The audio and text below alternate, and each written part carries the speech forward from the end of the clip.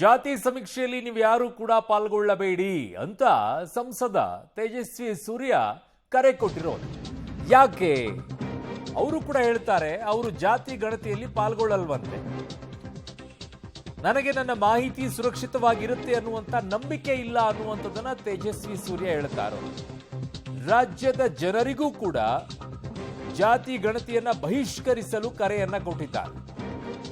ನಿಮ್ಮ ಮಾಹಿತಿ ಸುರಕ್ಷಿತವಾಗಿರಲ್ಲ, ದಯವಿಟ್ಟು ನೀವು ಸಮೀಕ್ಷೆಯಲ್ಲಿ ಪಾಲ್ಗೊಳ್ಳಬೇಡಿ ಅಂತ ತೇಜಸ್ವಿ ಸೂರ್ಯ ಕರೆಯನ್ನ ಕೊಟ್ಟಿರೋದು. ಅವರು ಕೂಡ ಜಾತಿ ಗಣತಿಯಲ್ಲಿ ಪಾಲ್ಗೊಳ್ಳಲ್ವಂತೆ. ಜಾತಿ ಗಣತಿ ಎನ್ನುವಂಥದ್ದು ಸಿದ್ದರಾಮಯ್ಯನವರು ಕರ್ನಾಟಕದಲ್ಲಿ ಅವರೊಬ್ಬರು ಲಾಲು ಪ್ರಸಾದ್ ಯಾದವ್, ಮುಲಾಯಂ ಸಿಂಗ್ ಅಂತೆ ಆಗಬೇಕು ಅನ್ನುವಂಥ ಪ್ರಯತ್ನಕ್ಕೆ ಹೊರಟಿತ್ತು. ಒಂದು ಜಾತಿ ಮತ್ತೊಂದು ಜಾತಿಯ ಮಧ್ಯದಲ್ಲಿ ವೈಷಮ್ಯ ತಂದಿಡಬೇಕು ಅಂತ.